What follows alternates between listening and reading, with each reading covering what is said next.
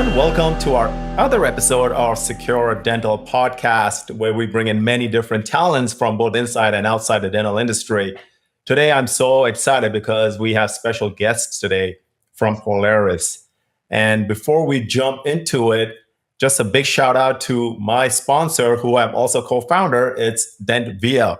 DentVia is a virtual dental administration company that assists our front desk and our back end staff with virtual, lead generation calls, management, insurance eligibility, and all that good stuff, the stuff that our team hates to do.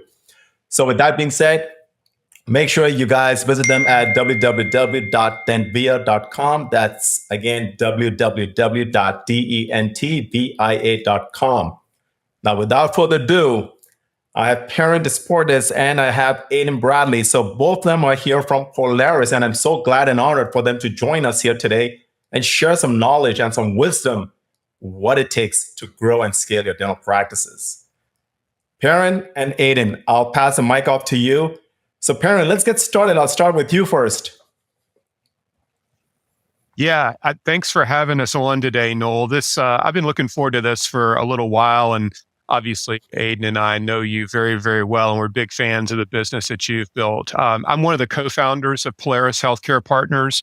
And for those who haven't heard of us or seen us speak or worked with us before, we're part consulting company, part transaction company, and we focus all of our work exclusively in the group dental practice space. We help entrepreneurial dentists build and execute on their growth strategy. So that's consulting services, it's associate equity models when you want to bring associates and executives into the ownership ranks of the business, and fractional COO services, which I know that Adin will dive deeply into. And then the transactional side of our business, we can do either debt placement or equity placement.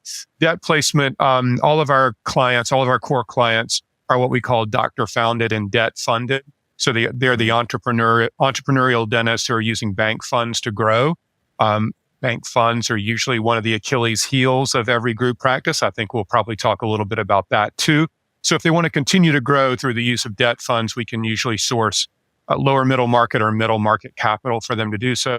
And at some point, maybe they want to take some chips off the table and fund a private equity backed enterprise level DSO or a straight private equity company to make an investment in their business, minority or majority. We can help anywhere along the way. So think of Polaris as a general dentistry group. We've got the hygiene department, which is our associate equity and consulting services. And then we've got the transaction department, which is a lot like restorative and operative in a general dentistry practice. I love the analogy. Yeah. All right, Adin, we had you last time in our show. You dropped so much nuggets, man. So today, tell us a little bit about yourself for some of our audience who's not heard the last episode with you. Yeah, firstly, thanks, Dr. Noel, for having Perrin and I back on individually and collectively. It's been a great ride. I've been with Polaris nearly since its inception in 2021. So as we're heading into year 4, we continue to grow not only as an organization, a boutique consulting and sell-side advisory firm. But also, we have introduced new verticals as we worked with a lot of clients like yourself that we have found that there's needs even beyond when we originally started. So I've been with Perrin, one of the co-founders, as well as Diwakar Sinha, our other co-founder, since the beginning, and been a great ride. As anyone who knows that has seen or heard you and Dr. Joffrey and Secure Dental on our podcast and on our website. One of the case studies. It was great working with you and your team, and always enjoy coming on to chat a little bit about what we do. Not necessarily always what we did with Secure, but how Secure has grown your business, how we were along for part of that ride, and hopefully share some of those challenges and solutions that you did in your group with our listeners. 100%, 100%. I remember when I was on your show there, Perrin, we spoke about in depth about how we got started and how we got funded and all the problems and challenges, right? And I can still recall that time when I came to see you on that workshop where we were like on our feet. So now the table is turned around a little bit. I would like to hear a little bit about your story, how you founded Polaris, and what was like some of those challenges and some of the work and successes behind it. Yeah, happy to give some background to it. It's a little bit of a circuitous route, if you will.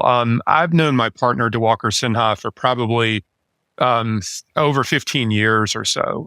He comes from the world of healthcare banking, predominantly dental, but had done a lot of other lending and other healthcare verticals. And he was in the greater New Jersey, New York market for a while, where he worked with a couple of different lending institutions. And I actually ran one of the operating businesses for Patterson Dental Supply they called it Metro New York, New Jersey. So Staten Island, Manhattan, and Westchester, and then central and northern New Jersey.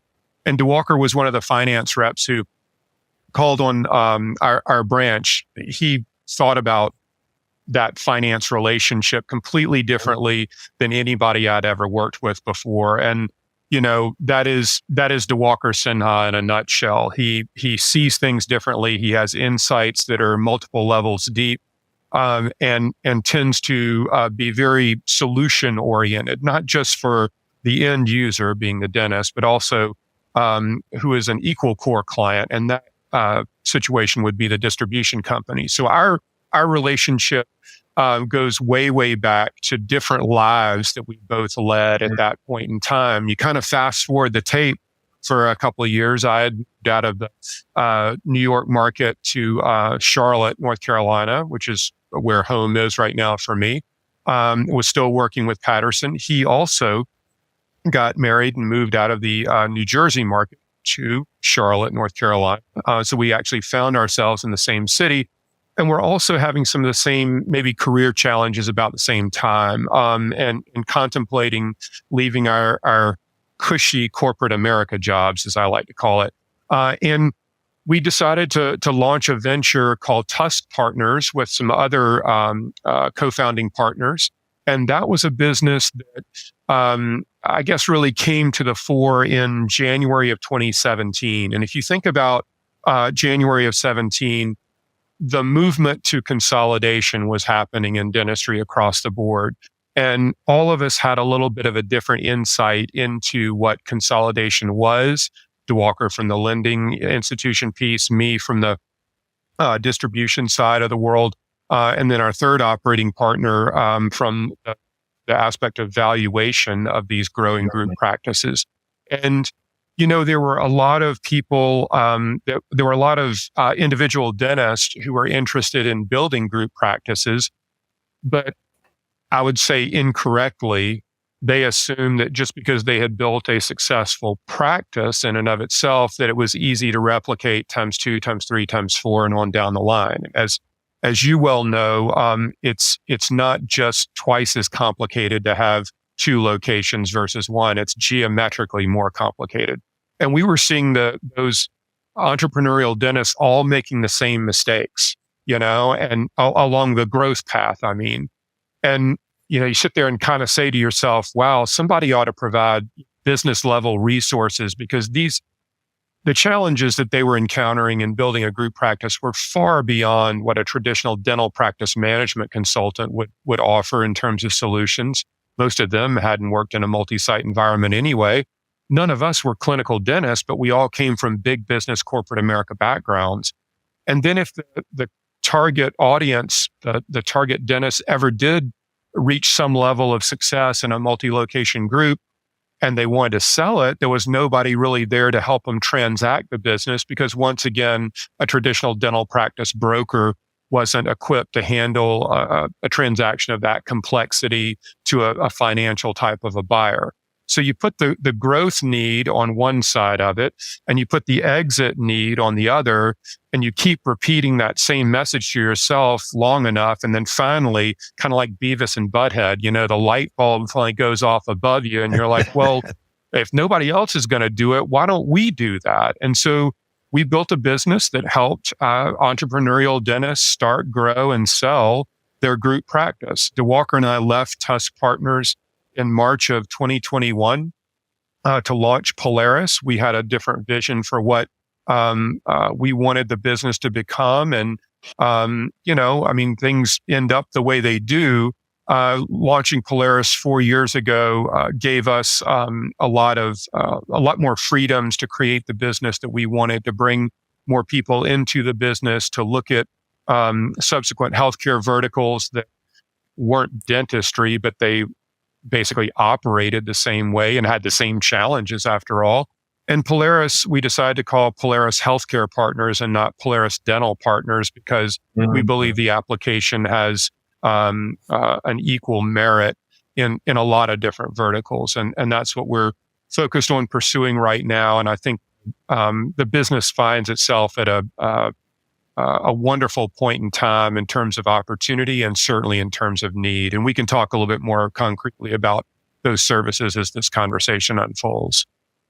Oh, absolutely. Like you guys with any kind of business, any entrepreneurial spirit or business, there are challenges, there are victories. Something along those lines where when you were expanding, would you say it would be the same kind of growth pattern like you would when a dental practice is growing with your Polaris? It's similar. So, and the reason I kind of hedge on that is because we can probably dig into this at a deeper level too. But I think when you look at a group dental practice or a group healthcare practice, it's a wonderful blend of fixed costs and variable costs. And then most healthcare practices, certainly general dentistry, you don't suffer from what's known as concentration risk from either a variety of services standpoint. You don't provide one widget to one consumer. In other words, dentists do a lot of different procedures on a lot of different patients. And all of those patients, most of the time at least, come from different payer structures, be they fee for service or cash pay, or different insurance plans and employers. So when you look at a group healthcare practice, and certainly this is indicative of the world of dentistry, you have a nice blend of the cost structure that allows you to get some advantages around growth and scale, certainly.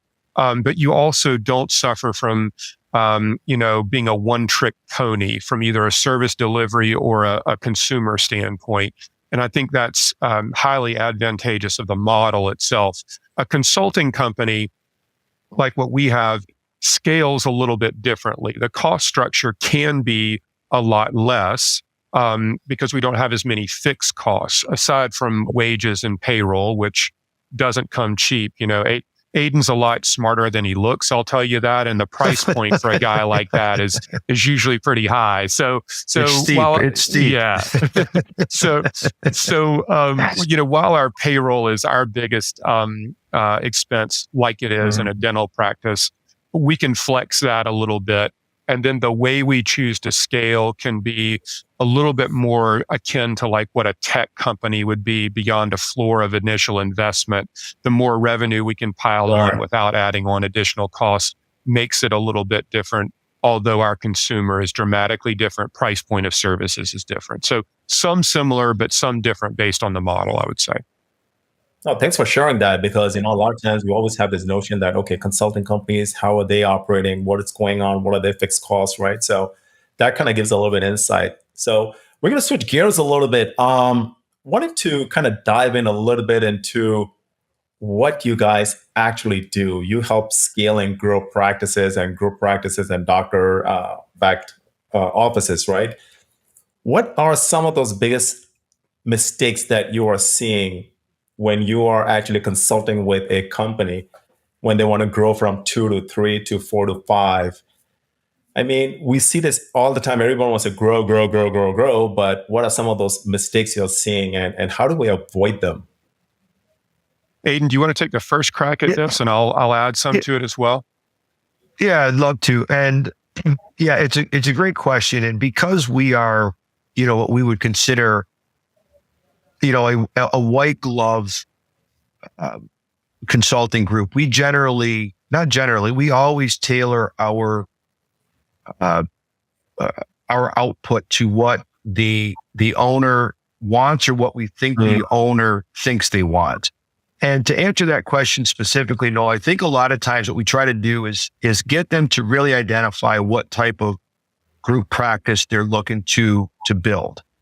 Is it a lifestyle business? Is it building to grow, just to scale, potentially exit, maybe just optimize it as much as they can and then make a decision? And the reason why I say that is what I've seen out in the field. And then I'll touch on a couple new verticals that we have started basically out of necessity with some of the groups that we worked with that needed a little higher touch. Is it really is going to have a commitment to how dollars are allocated and dollars are spent. So those that are looking to scale and grow are going to have to be disciplined in reinvesting back in the business. If you're trying to scale and grow while paying for, the new Mercedes and the country club membership at the same time, it's going to make those a little bit more difficult to do. And, I say that and maybe we get a chuckle out there, but that is the reality with some. So really defining who you want to be when you grow up is going to really determine the path on how you're going to operate the business, from the time of our engagement and post engagement, because our goal is to leave you with the tools to be able to eventually have us leave and have, as you and Dr. Joffrey have done, continue on that journey with precision, based on the things that we all worked on together. And all we really did was kind of ride side saddle with you to just open up some opportunities and looking at things through a different lens with full confidence that you'll know how to execute on that.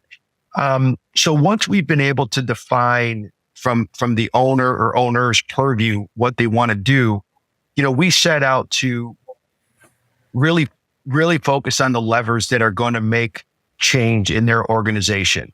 The type of dentistry that we do is absolutely paramount. The type of payer mix, are we a fee-for-service office? Are we a PPO office? And then recruiting and retaining top talent that can ultimately push you out of the chair so we can replicate your skill set. I think in the past, Noel, you've used the 70% rule. If they're at least 70% as good as you. So you've learned a little from me, and I've certainly learned a lot from you along the way. So I try to implement the 70% rule with clients and talk about that. And then, down the road, once they start to really see that this is attainable, we'll down the road talk about setting up legal structures, accounting structures, how they want their books to be, whether it's a cash basis or accrual basis. But really, it's getting a good foundation of my target acquisition profile, my access to capital, the human capital, our team that we have, and really skilled docs that along the way, I'm going to want them to be part of my journey and potentially offer them a piece of the organization that rewards them for the incremental growth or additional growth that we've experienced, prior to them coming on. And then, from there, you asked the question to Perrin about the similarities between consulting and owning a group practice. We have also changed a little bit over the 3 years and brought in different verticals, because what we found was the needs of clients went beyond what we traditionally offered in consulting. So, fractional COO, for example, is a new vertical. And anyone that's heard our podcast on Group Practice Accelerator, Perrin had summed it up perfectly. Consulting is done with you, like we did, right? You and your team, we advise, you execute. I would say most group practices, the owners are still in the chair that don't have the time to devote to the execution part. They want to do it. All their intentions are great, but time is finite. and the team may lack the ability to execute. So you're going down levels, right? You're going from Adin, Perrin, or whoever, down to the owner, down to the team. A lot of information is, distilled through there. So what we introduce in our fractional COO vertical is a done for you model. It's far more integrated. The team, I've been deputized to be the conduit from the team to the ownership. And we are really deep into the operations, revenue cycle, retention, turnover, doctor production, ADA codes, payer mix, AR. We run the whole gamut. And what we look for are areas to optimize the practice or the group, but also at the same time, we're assessing the leadership team and the management team and developing them to a level that they can continue to scale and grow. And either they accept the challenge and can do that so they can continue to integrate new offices, whether it be de novo or acquisition, or unfortunately, if they've kind of hit the limit of their capabilities, then how do we identify the type of leadership team members that you might need to bring in from the outside to help you grow? So, obviously, I'm kind of painting with a really broad brush there, but what we've tried to do is be able to offer our services for every step along the journey that a group practice has. We want to be part of that solution and not turf it to somebody else. So we have a complete data and analytics team. We have transaction executives, growth capital solution team members, myself that does consulting and fractional COO, as well as associate equity, ownership, whether buy-in or earn. So there's not really anything that Polaris cannot help or guide throughout the life cycle of that relationship. Absolutely. I can attest to that, Adin. No doubt. That's awesome. Yeah. And I'll tell you, in from a couple of things that I said, you shared your journey about the tough times and I was fortunate enough to see you when you had kind of come through most of that, right? You were sort of on kind of the execution part. And what I was really, enamored by was the emphasis that you put on the team, the human capital, the branding, and the autonomy given to your team with a clear vision and set of core values. Like this is who Secure Dental is, and this is who Secure Dental is not. And you guys have continued to grow and capitalize on that. And I'm a big follower of Secure Dental, as you can tell. And also the things that you have done to give back to the community. We just experienced Veterans Day about a week ago. And I saw that, Secure had done a lot of work in providing implants and dental work for our bravest men and women out there. And I think it's wonderful to see that you've gotten to a place that the business is strong and healthy. And now your purpose has become more noble in giving back while still growing the business and having your team involved in that. So, you are my poster child, if you will, for groups that really have embraced the process, executed on it, and then on their own continue to take it to a next level.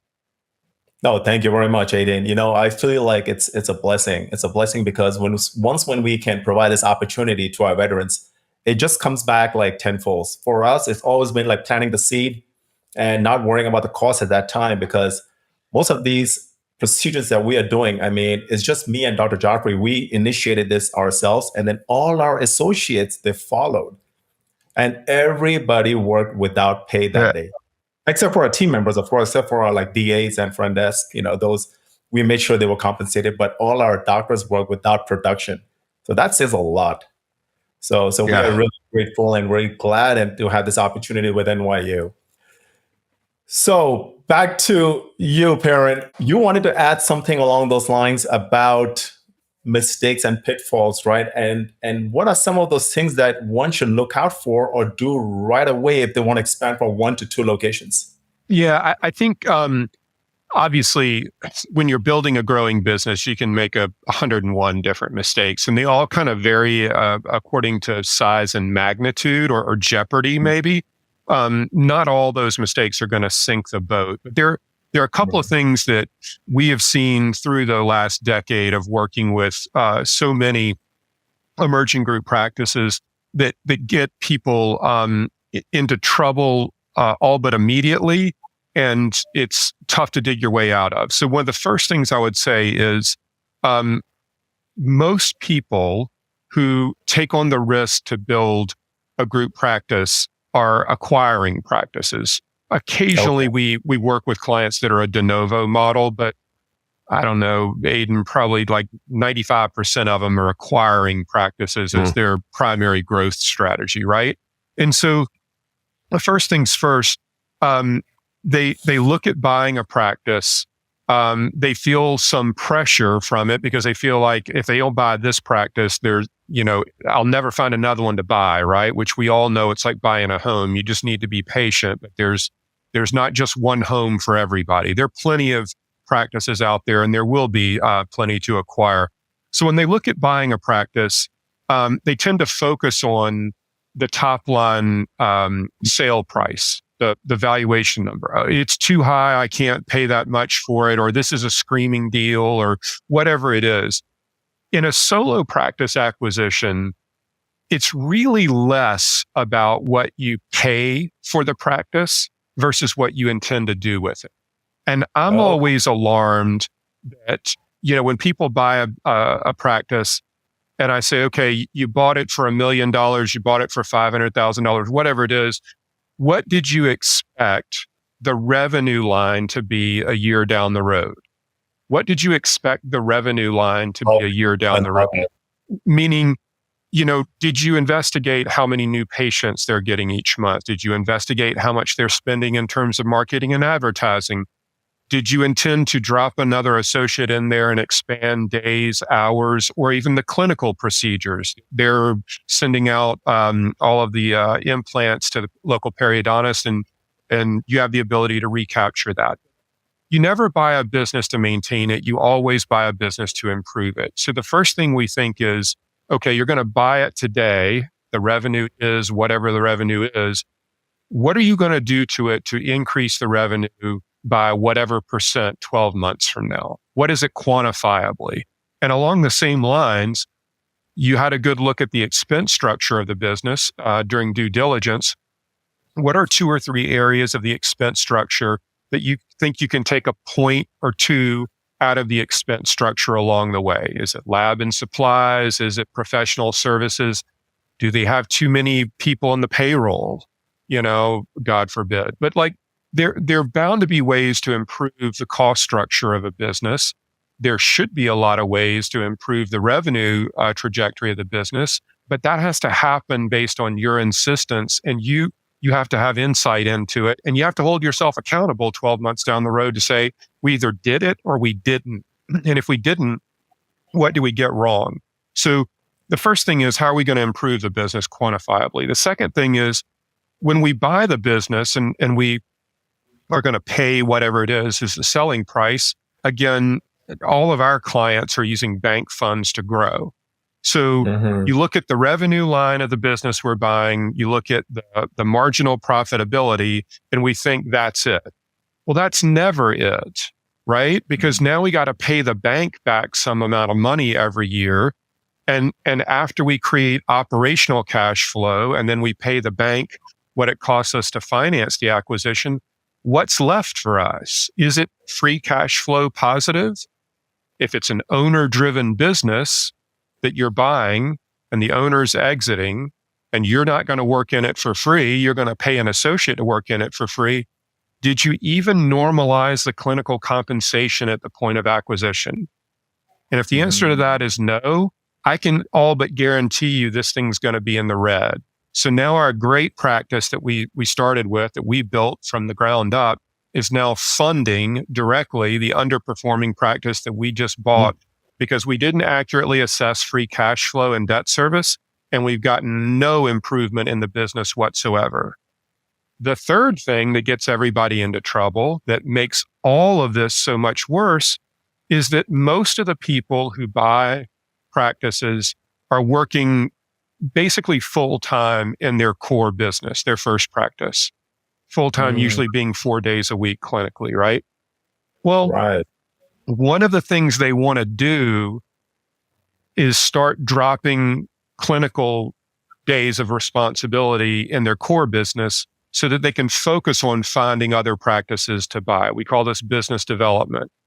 Well, when you do that, the clinical needs don't go away from the patient base. You have to pay an associate to do the work that you're no longer doing.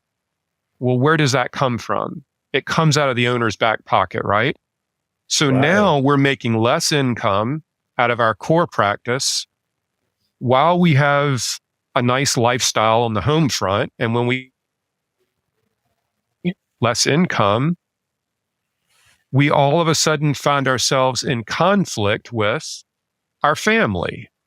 And we have an underperforming practice that we just bought that's sucking the cash flow out of our core business. How does this all sound to you, Noel? You know, I mean, it sounds like a great project, right? I mean, everybody would want to do that. Well, of course, nobody would want to do that. But everybody does because they don't quantify how any of these changes are going to impact them from a cash flow standpoint. We probably do this example that I just kind of walked and talked through. We probably do this with more than 80% of our consulting clients through some of the financial modeling that Adin referenced, for the very reason that I alluded to. When somebody comes to us and says, I think I need to work with you guys because somebody's got to tell me how it is that I'm making less money today when I own 4 practices versus what I made when I only owned 1. How is that possible? And I can do it on a whiteboard in about 30 seconds, but it looks a lot better if we use Excel and do all the modeling and make it look like it was really hard to come to the conclusion, but it's not. It's really straightforward, and it's usually exactly what I just said. Perrin, that's spot on, man. I mean, that is one of those reasons how we got in trouble in the first place, right? It's like we are always trying to grow and thinking the cash flow is going to increase, the valuation is going to increase. But little do we understand like how the whole business would work as in whole versus 1 or 2 locations. And I feel like, we are probably hitting another break point in our own businesses. It's like where we're comfortable with our 10 locations. Now, if you go to the next level, which is 15 to 20, that's a different animal altogether again, right? It's like the same cycle would repeat again and again. So I'm seeing 2 folds here, right? So if a owner doctor is going to acquire practice, there are 2 things that I'm seeing here from what I heard from you and Adin. The selling doctor needs to understand that there is some meat left in the bone, right? They're leaving some meat left on the bone before they sell. And the buying doctor needs to realize their potential that there is still meat left on the bone. So what I'm thinking is if a selling doctor is a super GP doing everything and firing in all cylinders and making $2.5, $3 million a year, and they sell it at a valuation of 2.5 or maybe 2.1 million or whatever, right? The selling doctor, if they are not as good as a super GP, it's like 2 opposite end of the spectrum now. They're just going to buy the practice and they're not going to be making it. So I can see like what you're saying is like it's got to have the balance, and almost to a point where the selling doctor needs to be underperforming than the guy overtaking the practice. Right? In an ideal world, sure. Yeah, I completely agree with that. That's a great point right there, Perrin. Yes, and Adin. I was going to say that's sort of the secret sauce there. And what we talk about is being really disciplined with what we call a target acquisition profile, which really keeps you disciplined in exactly what you're looking for. And from a high level, the geographic location, so you're close enough to your practices without cannibalizing them. Is there quote unquote meat on the bone? Perrin mentioned about, your new patient flow. Is there enough patients? What you don't want to do is buy a practice, from a doctor that may be ready to sunset it. And the patients are actually aging out with them. Right. So at some point, you're without patients. a minimum of, what we would like to think is a minimum of 6 operatories, because, your fixed cost expense is so high, your overhead just to turn the lights on, that the only way to kind of build some profitability in there is to have the ability for more production.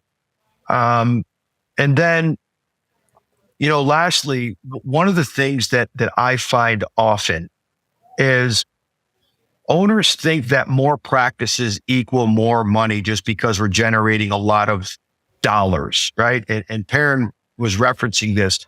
And what I find is we can tell right away, and here's an easy whiteboard litmus test, if you will. Like if you've bought more practices and you're either less or just the same profit wise in dollars, you have not scaled.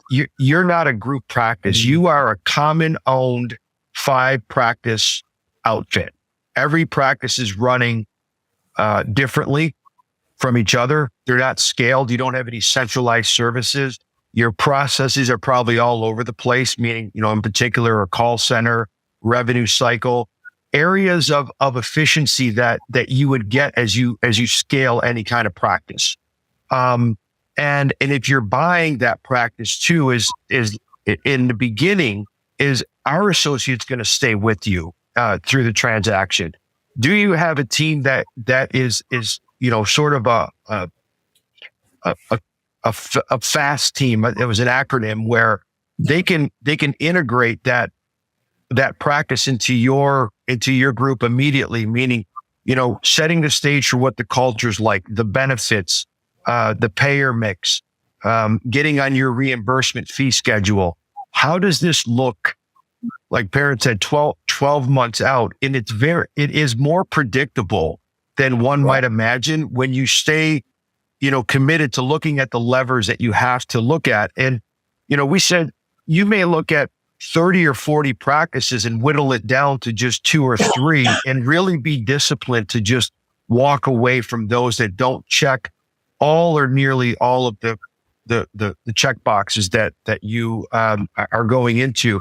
And at what point does it make sense to start centralizing services, not just to reduce overhead, but really to have continuity of care and continuity of operational expertise as it comes to marketing, revenue cycle, risk and compliance, HR, where when they're handled from one particular department, you not only do you have redundancy there, but you have subject matter expertise that is being spread around the entire operation instead of, 1 or 2 really good practices dragging along 3 underperforming practices. And we see that a lot.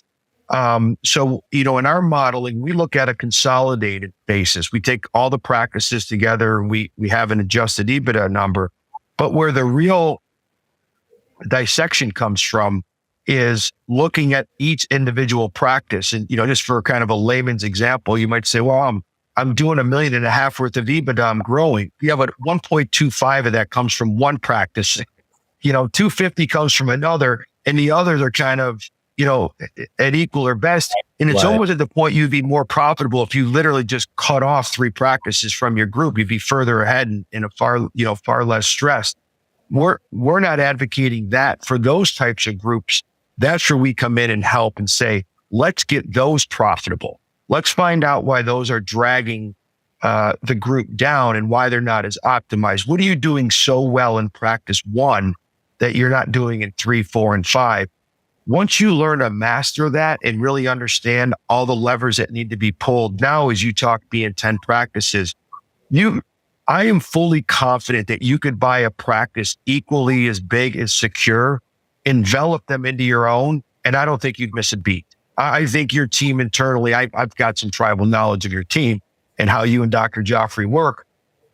I have no doubt that you would be able to do that. I think, and Perrin maybe could attest, I would say probably less than 5 or 10% of owners, and that number might even be generous, could literally take on a group the size that they are now and actually scale them to be even better. I think most would crumble under the pressure of all of those. Right. It all comes down to people and culture. That's where it lies with acquisitions. Mhm. So yeah, I mean, it's a challenge, and it's always going to be a challenge, regardless of what we do or how we do it. So that was one of my biggest challenges when we were growing too. It's like we wanted to acquire more practices, but not knowing the after effect, what it would do to us. So the big question then becomes is, with you guys dealing with so many different providers, the question is why, right? Why would you want to scale and grow? Why would you want to take all that headache and take that risk? Yeah, I mean, I'll take the first stab at that. And I think it's a good question, and it's one that the answer's changed as we head into 2025 versus what it Right. was, pre-pandemic. And I feel like historically, if we go back pre-pandemic, the people building group practices were innovators and early adopters in marketing parlance, right? They were the tip of the bell curve, and they had a vision, they saw something, and were aggressive in pursuing it. Most of them had an exit strategy. They were building a business to sell, and then we started, transitioning into the early mainstream of the bell curve. Pandemic hits, and there was an acceleration of global M&A coming out of the pandemic like the world's never seen before. Right. And there were a lot of enterprise level groups that bought practices or small groups for a heightened valuation because the cost of funds to borrow was negligible at best. And then all of a sudden we had this run up in lending rates that created a problem at the top end of the market as it relates to M&A, created cash flow problems in a lot of those businesses. And a lot of them were not able to recap. So they were not able to fulfill the promise that they put forth to their practice owners that they had acquired. And now you have this segment of the marketplace that is seeing that from afar, and they're saying, wow, I had a bunch of friends that transacted their businesses and maybe it didn't work out that well. Maybe it was unfulfilled promises and a lot of frustrations. This wasn't the road to easy money the way we were all guaranteed that it would be. And so I think the why question for many people who are building businesses is much more front and center around what somebody's motivations are. And I'm not going to get on a soapbox here, but I actually think this is the best thing for the profession that it has been in the better part of the decade that I've been working in it. And I think there are a lot of people that are maybe in the first half of their career that are simply building a small, manageable, methodical group practice because they see the profession of dentistry as being very physically demanding, from a musculoskeletal standpoint, from a vision standpoint. I mean, dentistry is a very physical healthcare profession. And I don't think people really give it its due unless you are a clinical dentist and you've walked that path or you've seen it, kind of like Adin and I have. Now there are people that are saying, hey, I don't know if I'm going to be able to physically last 40 years of doing this. And if I have a really good practice that cash flows wonderfully, what if something happens to me? What happens to my family at that point? So maybe I'm going to add another location every couple of years. I'm going to bring a few of the associates into the ownership ranks at a minority partner level. I'm going to grow methodically. I'm going to pay down debt service along the way so I'm not like hitched to the bank forever. And you know what? Maybe I don't want to sell it.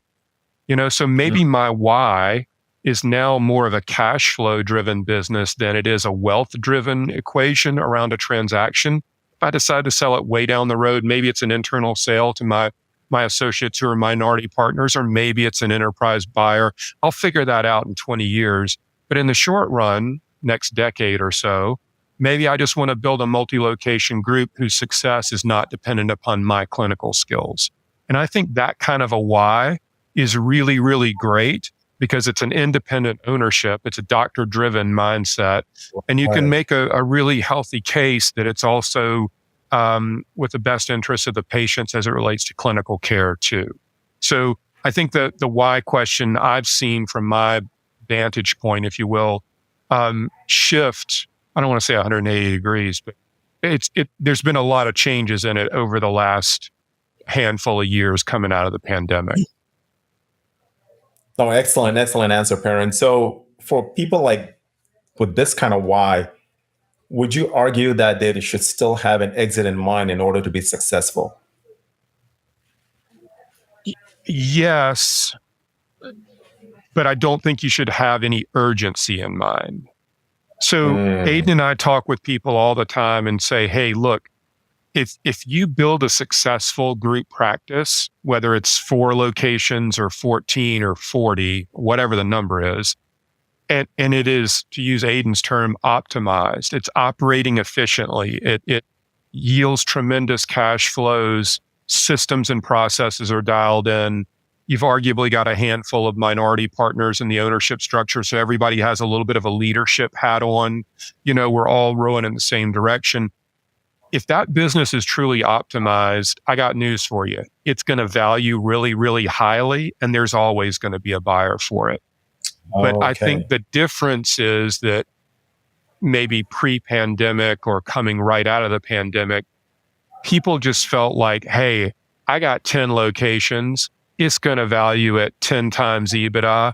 No problem, man. Well, that's not the world we live in anymore. If you build a 10 location group that's a mess, there's not going to be a buyer for that.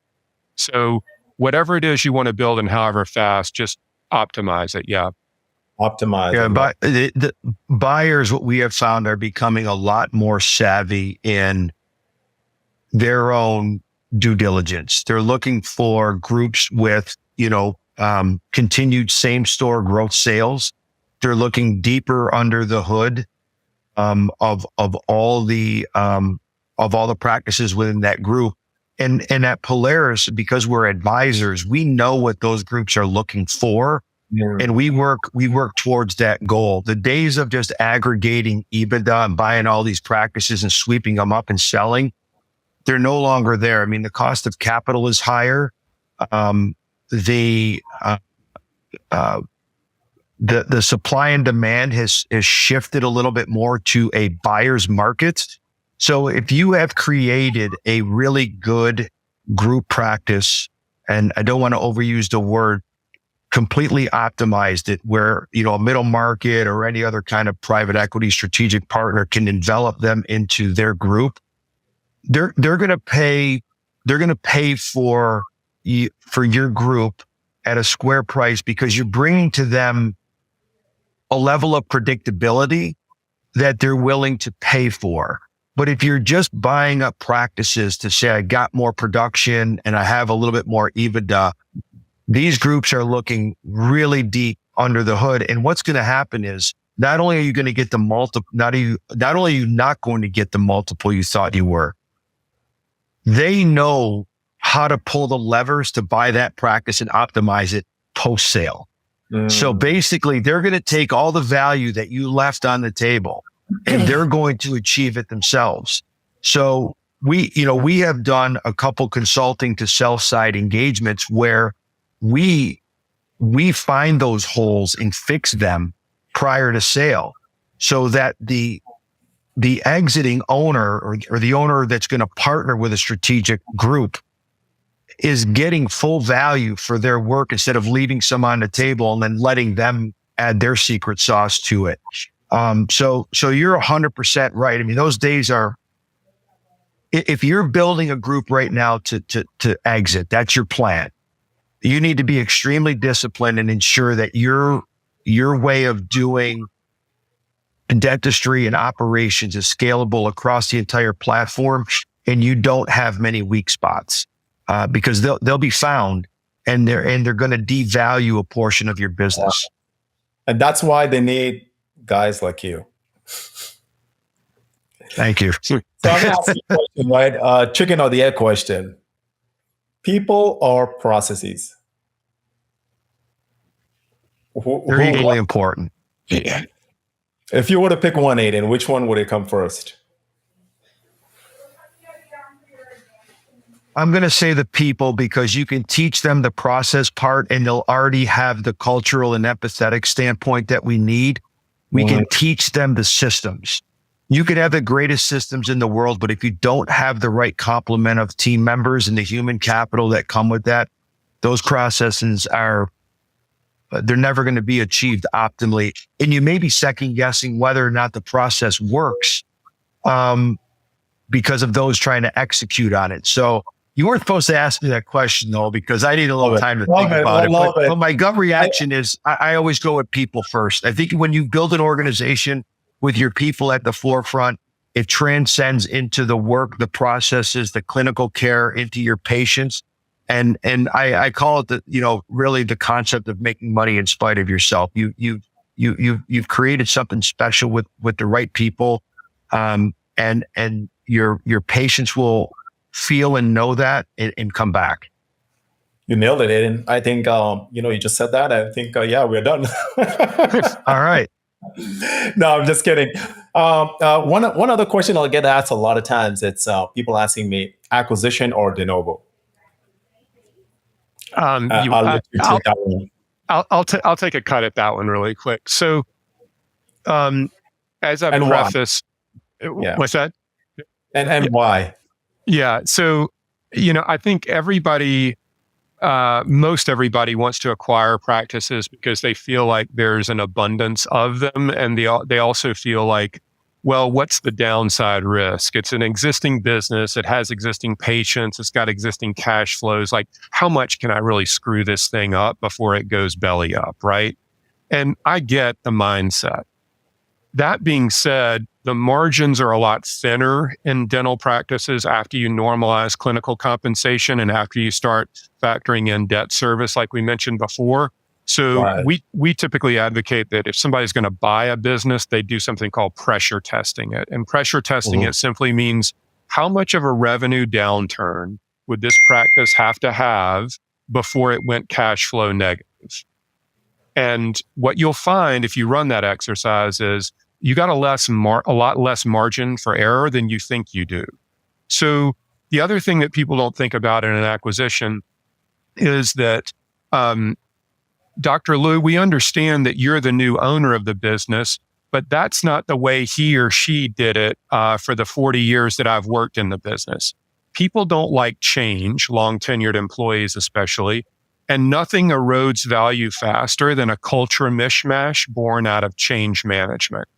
When you really learn that lesson the hard way a couple of times, you'll understand why we love the de novo model so much.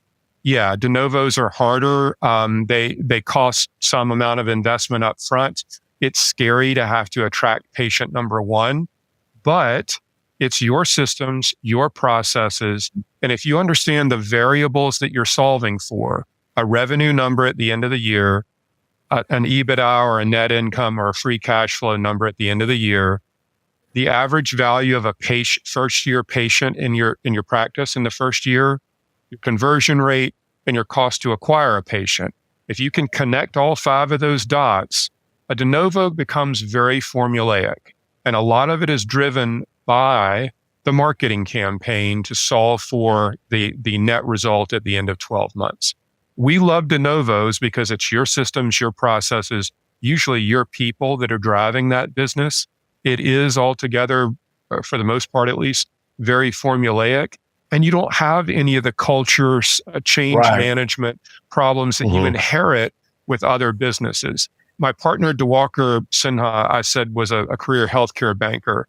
When he was VP of sales for East West Bank, their largest client at the time was Pacific Dental Services.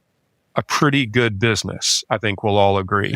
Historically, they had been, up to that point, a de novo type of a model, and he got to see this thing work out at scale and how the people at Pacific built that from a de novo perspective and used bank funds to do it.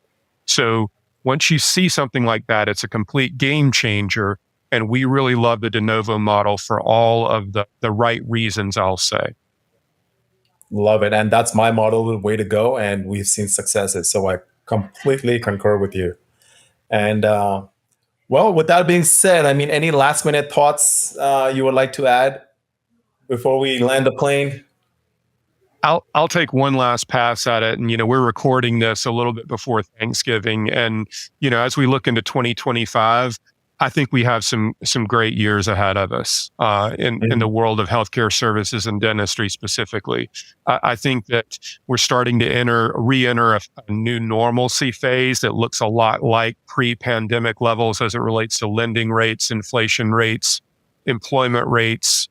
Heck, you can even make a case that the guy in the White House is the same. But there's a lot of things that look really similar, and political perspectives notwithstanding, I think that the coming years are going to be really, really good and really healthy for the profession. I think we'll be back to a normal level of M&A activity and valuations. And I think that, more things being kind of back to normal levels means we all know how the game's played. And when there's predictability, it's usually very good for business. 100%. Oh, man, I think what you spot on, it's going to happen. I have a good feeling about it as well. Well, with that being said, thank you very, very much, gentlemen. It was a pleasure. Way too much. I think we need to have another episode. What do you guys think? Let's do it. You put out the call, Noel. We'll be on with you anytime you want. We've enjoyed it very much. Love to have you guys back, because I really want to touch a little bit touch base on a little bit about associate equity model and kind of like how do you guys, get that arranged. So I'm definitely going to keep an eye out and for some dates, and we'll try to shoot this again. Looking forward to it. Thanks for having us on today. Happy Thanksgiving to you and your team. Take care. Yep. Thank you very much.